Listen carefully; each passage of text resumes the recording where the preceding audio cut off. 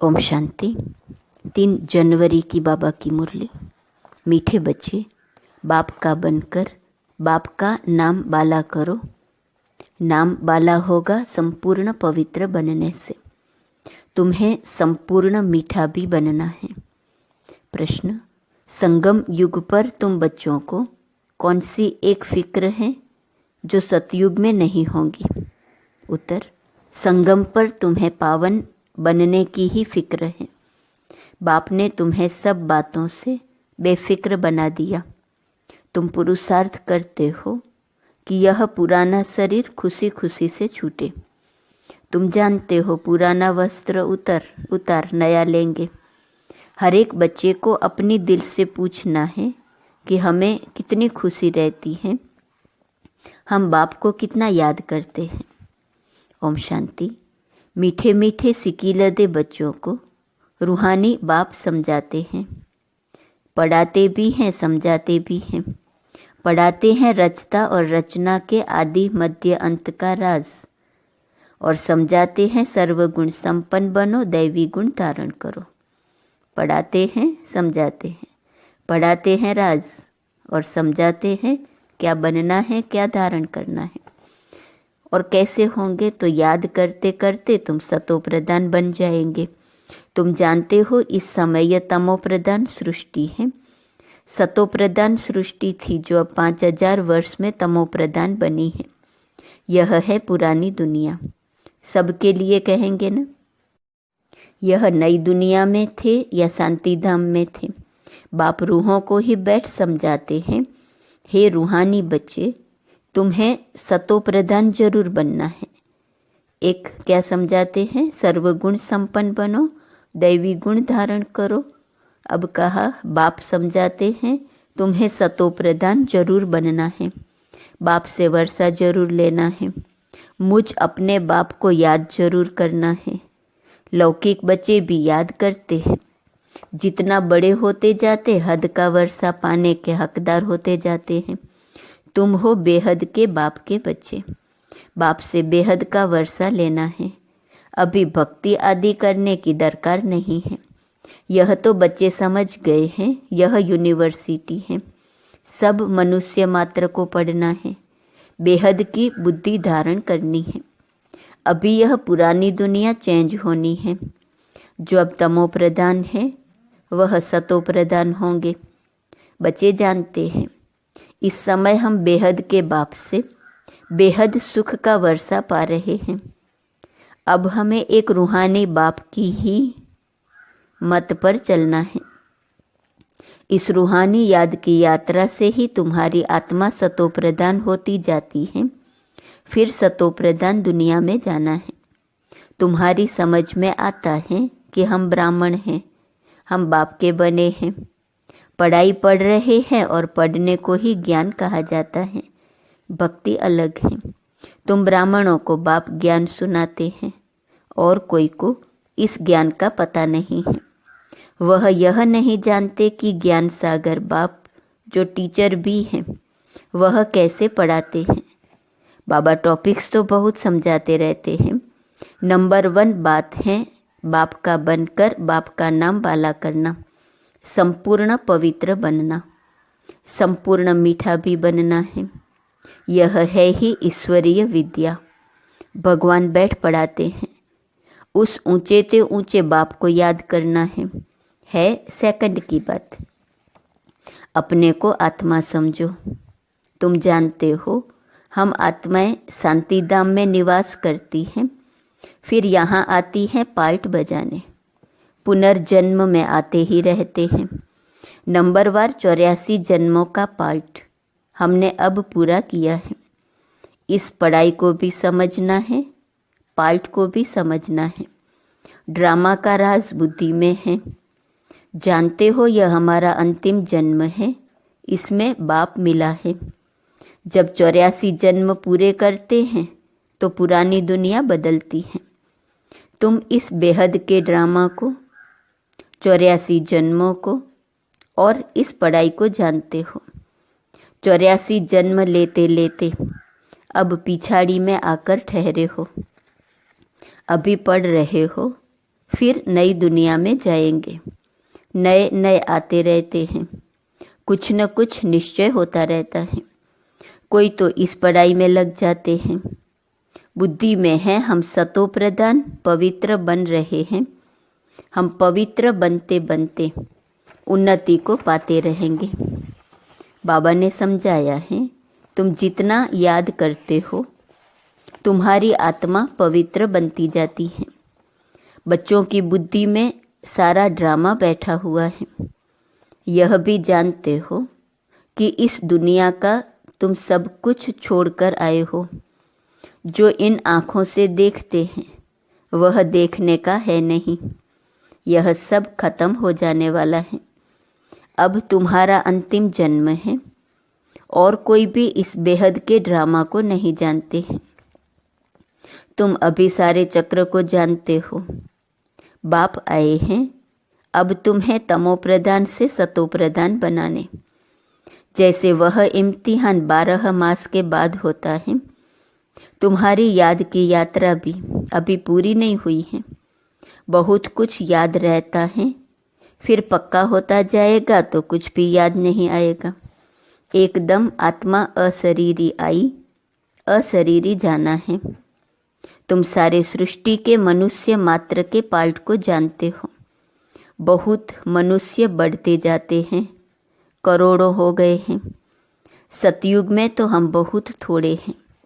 पुनर्जन्म लेते लेते और धर्मों के मठ पंथ टालियाँ बढ़ते बढ़ते झाड़ बहुत बड़ा हो गया है। आदि सनातन देवी देवता धर्म ही प्रायः लोप हो गया है। हम ही देवी देवता धर्म में थे, सतो प्रधान थे। अब वह धर्म ही तमो प्रधान हो गया है। अब फिर सतो प्रधान बनना है और बनने के लिए ही हम पढ़ रहे हैं। जितना पढ़ेंगे पढ़ाएंगे उतना बहुतों का कल्याण होगा। बहुत प्यार से समझाना है। एरोप्लेन से पर्चे गिराने हैं, उसमें भी यही समझाना है कि तुम जन्म जन्मांतर भक्ति करते आए हो। गीता पढ़ना भी भक्ति है। ऐसे नहीं गीता पढ़ने से कोई मनुष्य से देवता बनेंगे। ड्रामा अनुसार जब बाप आते हैं तब ही आकर युक्ति बताते हैं सतो प्रधान बनने की। फिर सतो प्रधान पद मिल जाता है। तुम जानते हो इस पढ़ाई से हम यह बनने वाले हैं। यह है ईश्वरीय पाठशाला। भगवान पढ़ाकर तुमको नर से नारायण बनाते हैं। हम सतो प्रधान थे तो स्वर्ग था, तमो प्रधान बने तो नर्क है। फिर चक्र को फिरना है। बाप ही आकर मनुष्य से देवता, विश्व का मालिक बनाने का पुरुषार्थ कराते हैं। बाप को याद करना है और दैवी गुण धारण करने हैं। लड़ना झगड़ना नहीं है। देवताएं कभी लड़ते झगड़ते नहीं। तुमको भी वही बनना है। तुम ही ऐसे सर्वगुण संपन्न थे, फिर बनना है श्रीमत पर। अपने से पूछना पड़े कि हमको कहाँ तक खुशी है, कहाँ तक निश्चय है। यह तो सारा दिन याद रहना चाहिए, परंतु माया ऐसी है जो बुला देती है। तुम जानते हो बाप के साथ हम विश्व के खिजमतगार हैं। आगे तुम हद की पढ़ाई पढ़ते थे, अब बेहद की पढ़ाई बेहद के बाप द्वारा पढ़ते हो। यह पुराना शरीर है जो अपने समय पर छूटने का है। आपे ही न छूटे। हम खुशी से इस शरीर को छोड़े। हम इस छीछी शरीर को छोड़ पुरानी दुनिया को भी छोड़ खुशी से जाते हैं। कोई बड़ा दिन होता है तो खुशी से नए कपड़े पहनते हैं ना। यहाँ तुम जानते हो हमको नई दुनिया में नया शरीर मिलेगा। हमको एक ही फुरना है पावन बनने का, और सब फिक्रातों से फारिग हो जाते हैं। यह सब खलास हो जाना है। फिक्र काहे कर रखे। आधा कल्प हम भक्ति मार्ग में फिक्र में रहे, फिर आधा कल्प कोई फिक्रात नहीं रहेंगी। बाकी थोड़ा समय है। पावन बनने का थोड़ा फिक्र है, फिर एक भी फिक्र नहीं रहेगा।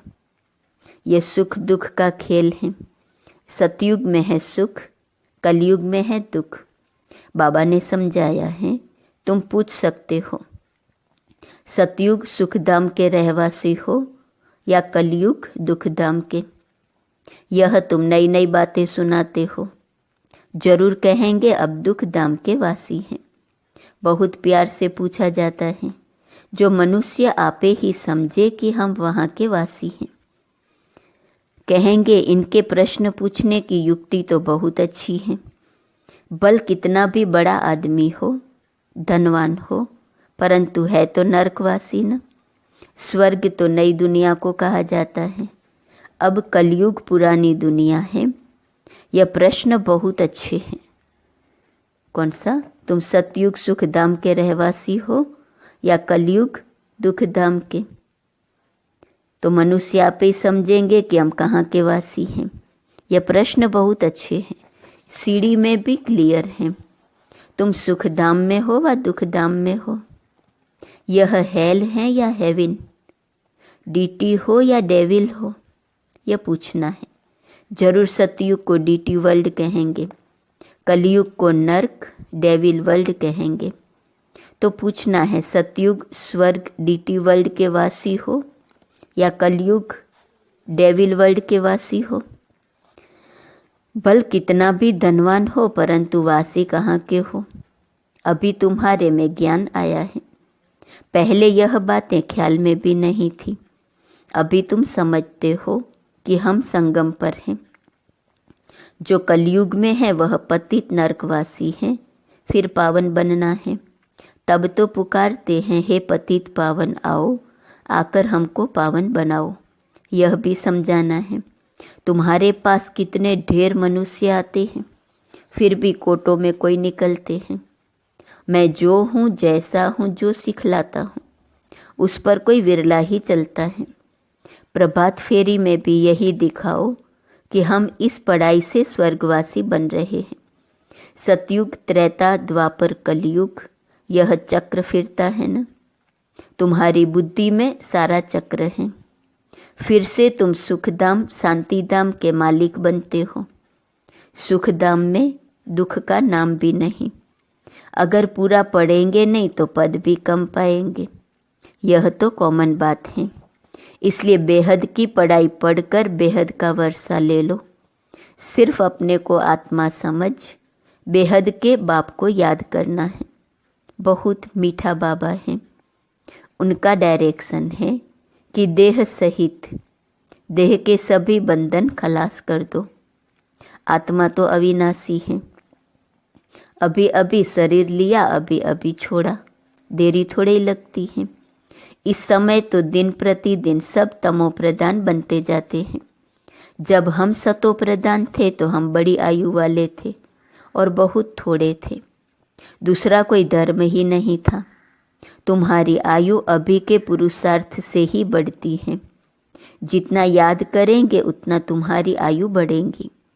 जब तुम सतो प्रधान थे तो तुम्हारी आयु बहुत बड़ी थी। फिर जितना नीचे उतरते गए तो आयु कम होती गई। रजो में उतरे तो आयु कम, तमो में आए तो और कम। जैसे नार का मिसाल है, कंगने डब्बे भरते हैं और खाली होते जाते हैं। नार कुएं से पानी निकालने का एक तरीका है। यह भी बेहद का नार है। तुम अभी भर रहे हो, भरते भरते पूरे भर जाएंगे, फिर धीरे धीरे खाली होंगे। इनकी भेंट बैटरी से भी की जाती है। अभी हम सतो प्रधान बनकर जाते हैं, फिर 84 जन्म लेते हैं। आधा कल्प के बाद रावण राज्य शुरू होता है। रावण राज्य में सबको कहेंगे नरकवासी हैं। पीछे जो आएंगे वह नरक में ही आएंगे। पहले तुम स्वर्ग में जाते हो। यह बाप से भक्ति का फल मिलता है। समझा जाता है इसने बहुत भक्ति की है, तब ज्ञान भी लेते हैं। यह सब राज तुमको बाप ने समझाया है। तुमको फिर दूसरों को समझाना है। मनुष्यों ने अनेक प्रकार के पाप ही पाप किए हैं। अब बाप आया है, तुमको ज्ञान दे रहे हैं। बाप जब आते हैं तब ही आकर पढ़ाते हैं। इतना समय तो पता ही नहीं था। पापात्मा बनते ही गए हैं। पुण्य आत्मा कैसे बनते हैं, फिर पाप आत्मा कैसे बनते हैं, कौन सतयुग के निवासी होते हैं, कौन कलयुग के निवासी होते हैं, कुछ भी पता नहीं था। अब बाप ने समझाया है।